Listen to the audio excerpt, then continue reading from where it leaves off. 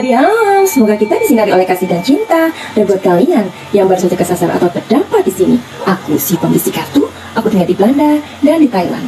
Oke, jadi pasti kalian sedang mengikuti ya tentang kasusnya NM dan anaknya ini ya. Serasa dikuliti anaknya sendiri emang ya. Pengakuan Loli ini benar-benar seperti menampar ibunya sendiri begitu. Bahkan warganet juga ada yang mengklaim atau menjudge kalau si Loli ini anak durhaka begitu. Tapi sangat berbeda dengan apa yang Madam Suki rasakan dari hati Madam Suki yang paling dalam, bahwa Loli ini hanya ingin jujur sebenarnya ya.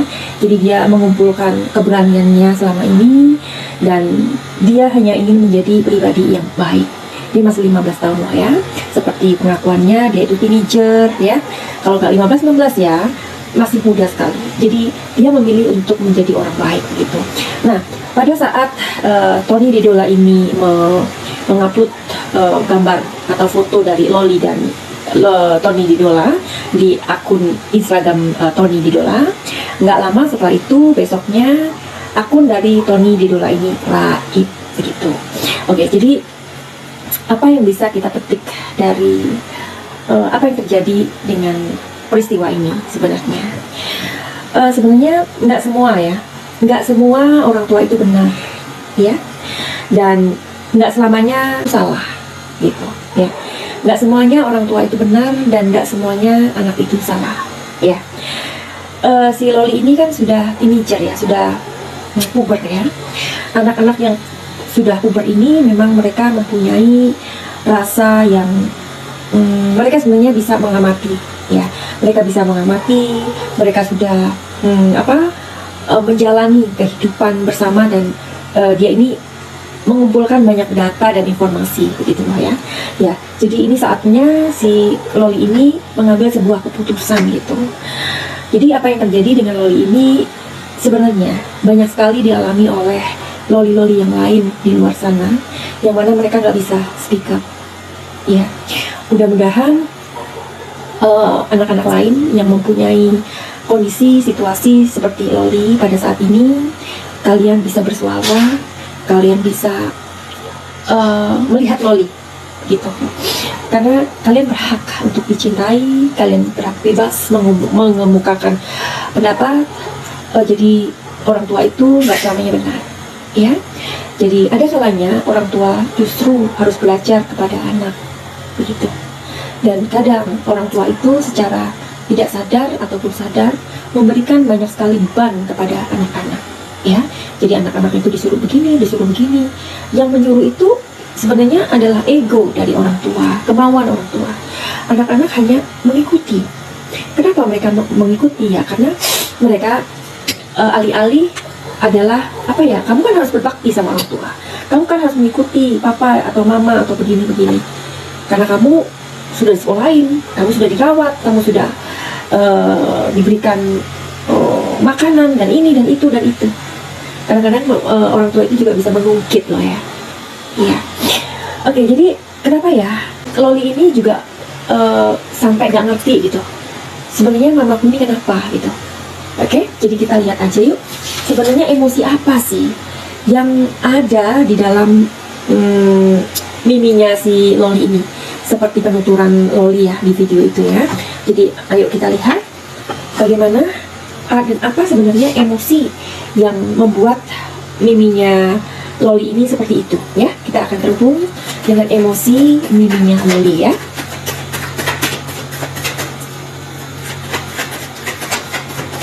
Emang bisa dilihat di kartu tarot Madam Suki? Bisa dong. Coba kita lihat. Sebenarnya emosi apa yang berada di dalam diri miminya Loli itu sampai anaknya sendiri heran kenapa emosinya atau sikapnya tidak stabil begitu ya.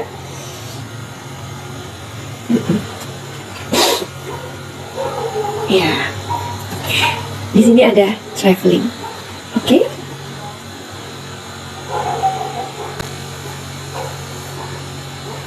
Di sini ada majority, bentar.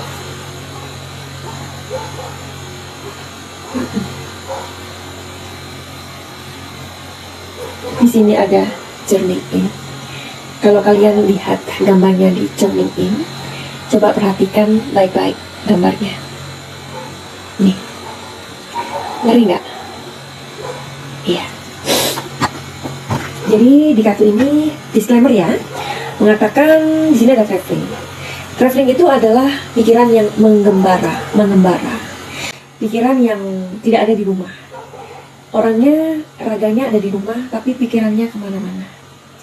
Seperti juga pengakuan Tony ya. Kalau kalian mau tahu apa yang dikatakan tentang kebenaran itu di YouTube-nya Antonio Di Loa, di situ Tony juga mengatakan kalau bla bla bla bla bla, lengkap di sana ya. Kalian bisa memakai subtitle, bisa di Indonesiakan, jadi kalian bisa ngerti ya, meskipun dia ngomong dengan bahasa Inggris. Jadi Tony juga pernah mendapati kalau dia nggak sadar diri, terlibat dan bla bla bla, dan mau apa ya, seperti pengakuan anaknya sendiri, dia menyakiti dirinya sendiri seperti itu. Seseorang yang menggembara pikirannya, artinya pikirannya tidak di rumah, tetapi raganya ada di rumah ya. Jadi pikirannya nggak ada. Jadi bagaimana? Pikirannya nggak ada di rumah, sedangkan raganya ada di rumah. Berarti kan apa yang dia perbuat dan dia katakan, dia lakukan itu di luar kontrol gitu maksudnya. Kenapa kok kayak gitu? Ya. Tapi di kartu yang kedua ini, orang seperti itu dia merasa bahwa dirinya itu mampu. Orang yang seperti itu merasa dirinya sempurna. Begitu ya, dia menganggap dirinya lebih baik daripada orang lain ya. Dan kartu ketiga di sini ada Turning In. Turning In, kalian lihat ya, Turning In ini banyak sekali hal-hal di dalam pikirannya yang berbicara. Jadi orang seperti ini gimana ya, dia merasa bahwa apa yang dia pikirkan, apa yang terjadi itu sesuai dengan pikirannya. Makanya kenapa sih banyak dari kalian juga, para netizen, yang mengatakan bahwa Tony ini ujung-ujungnya mencari uang, ujung-ujungnya cuan, dia membuat video YouTube, ujung-ujungnya cuan. Sebenarnya kalau kalian menyimak video itu dari awal sampai akhir, dia kan mantan polisi ya di Jerman, sampai dia itu ketakutan dengan MM, padahal dia itu polisi. Kerjanya apa ya, karena Pak Dasuki juga tinggal di Belanda ya. Pak Dasuki kalau mau ke Jerman itu hanya setengah jam gitu ya. Jadi kalau di Jerman, di Eropa, di Belanda itu ya kehidupan di sana keras juga. Karena kan seperti kalian tahu ya, kalau di Belanda itu kan kayak kita misalkan, kayak orang misalkan gelek aja lah ya, gelek aja ya, mau fly aja itu nggak apa-apa ya, asalkan jangan membuat onar, jangan harus mengikuti rambu-rambu lalu lintas kayak gitu. Sebab kalau enggak ya pasti akan ada risikonya yang lebih besar begitu ya. Oke, jadi kalian tahu lah ya, kalau di luar negeri itu kan kejahatan juga maksudnya dalam hal kayak narkoboy aja lah ya, itu luar biasa gitu. Nah, oke, jadi di Turning In ini sebenarnya Tony itu membuat video itu di YouTube. Dia ingin menghentikan kebohongan, karena apa yang tidak dia lakukan itu dianggap seolah-olah Tony melakukan. Jadi dibalik gitu ya, kayak apa ya, dimanipulasi gitu. Makanya dia mencegah agar itu tidak terjadi lagi ya. Aduh, serem ya. Oke, jadi seperti itu ya. Jadi emosinya sebenarnya berada di posisi Loli itu sangat tidak mudah. Kenapa? Karena Loli ini kan hidup tanpa ayah, ya kan? Dan meskipun ia hidup dengan ibunya, dia sepertinya kurang kasih sayang. Nah, karena kurang kasih sayang itulah sampai akhirnya kenapa dia speak up dan dia memberikan pengakuan, aku sebenarnya nggak dekat sama mamiku, katanya. Aku sebenarnya nggak dekat sama mamiku. Sebenarnya bukan dia itu membuka aib orang tuanya, enggak. Tapi dia ingin mengatakan yang sebenarnya terjadi. Ya, jadi pahamilah di sini posisinya Loli itu tidak semudah nasihat kalian. Kalian yang mengatakan, oh kamu tuh harus begini, kamu harus begini, kamu nggak boleh gini, kamu nggak boleh jadi anak durhaka. Kalian mau nggak? Atau kalian bisa nggak hidup serumah seminggu aja dengan orang yang seperti itu.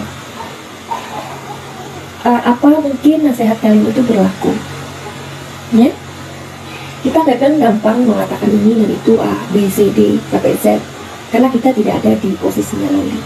Ya, kenapa sih? Karena Madam Suki ini punya klien yang mirip-mirip kayak gini, kayak kondisi Loli ini, benar-benar membuat mereka ini serba salah hidupnya.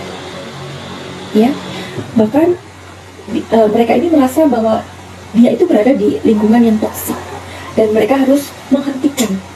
Sebab kalau mereka tetap berada di lingkungan itu, nanti ketika mereka mempunyai anak, dia akan menjadi the next mamanya atau the next papanya kalau orang tuanya mempunyai kepribadian seperti itu.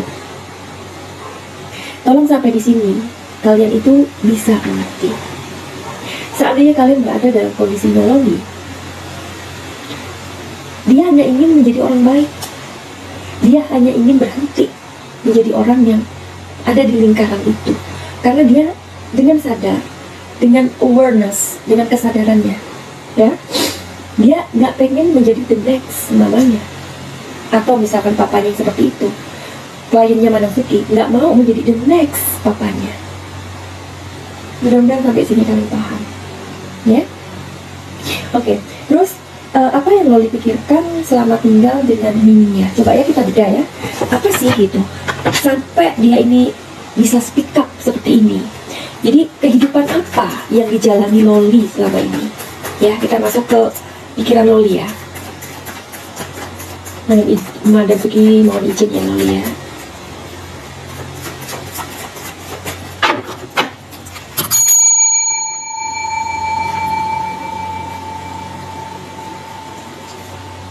Ya, sorry. Di sini ada Ace of Cups, ya. Ya, lihat picture-nya. Kalau kalian nggak ngerti artinya, Ace of Cups. Ya. Oke. Apa yang Loli pikirkan selama tinggal bersama miminya, gitu ya?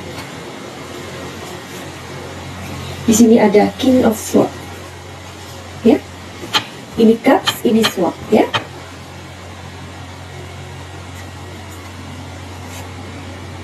Di sini ada Five of Wands. Oke, disclaimer. Ini yang dirasakan Loli ketika selama dia tinggal dengan miminya, ya. Di sini ada Ace of Cups. Ace of Cups ini melambangkan tentang sebuah perasaan sukacita, cinta, kasih sayang, kehangatan yang tidak dia rasakan. Ada rasa yang hilang, ya. Ada sebuah perasaan sukacita yang ia rindukan. Barangkali dia juga merindukan sosok ayah, ya. Madam Suki pernah membuat videonya sebelumnya.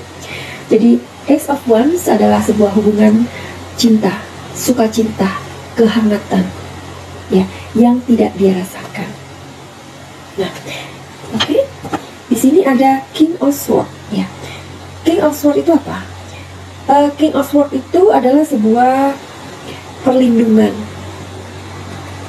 ya. Kata kuncinya King of Swords adalah sebuah perlindungan. Jadi meskipun si Loli ini istilahnya bergelimang harta, ya, bergelimang harta, dicukupin secara finansial apapun, tetapi dia merasa tidak terlindungi. Dan di sini ada sosok ayah. Dia membutuhkan sosok ayah selama ini. Dia sangat rindu, dia sangat butuh. Dan ternyata kehadiran dari ayah atau papa Tony Tedola itu membuat dirinya itu bahagia, membuat Loli ini merasa dicintai, ya, merasa dilindungi. Karena King of Swords artinya adalah perlindungan. Dia butuh dilindungi. Jadi mama yang kuat, mama yang pintar cari uang, mama yang banyak bisnis, mama yang punya banyak uang, ternyata tidak bisa menggantikan sosok ayah. Kerinduan sama. Misalnya pun Loli hidup sama papanya, misalkan ya, berbalik ya posisinya, dia tetap akan merindukan sosok mama, ya, karena papa dan mama itu adalah sosok yang tidak bisa tergantikan. Jadi betapa egoisnya kita sebagai orang tua, misalkan kita dalam kondisi tidak bisa bersama dengan pasangan kita, anak itu dipisahkan dari ibunya atau ayahnya. Itu adalah sesuatu yang sangat jahat. Karena NN pun mengatakan ya, kalau ayahnya sama Loli masih baik-baik aja hubungannya. Ya, bagus. Itu bagus. Perlu diacungkan jempol. Meskipun dia merawat anaknya, tetapi ayahnya Loli tetap bisa komunikasi dengan anaknya gitu. Tapi ternyata sosok papa ini sudah tercukupi, sudah didapatkan dari sosok Tony Dedola, begitu ya. Dan di kartu ketiga adalah Five of Wands. Five of Wands ini kata kuncinya adalah persaingan.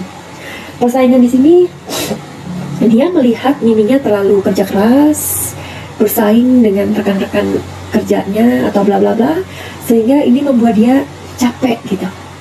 Ya, itu yang dirasakan selama dia tinggal bersama miminya. Disclaimer, ya. Oke. Jadi nanti video yang berikutnya kita akan lihat lagi ya, apakah miminya ini akan sadar dengan cara atau sikap Loli yang sepertinya menguliti ibunya sendiri. Itu akan menjadi next video ya. So kita dari kondisi dan kejadian Loli ini, kita patut merenung ya. Nah, bukan hanya anak yang nggak boleh durhaka sama orang tuanya, tetapi ingat, orang tua juga tidak boleh durhaka kepada anak.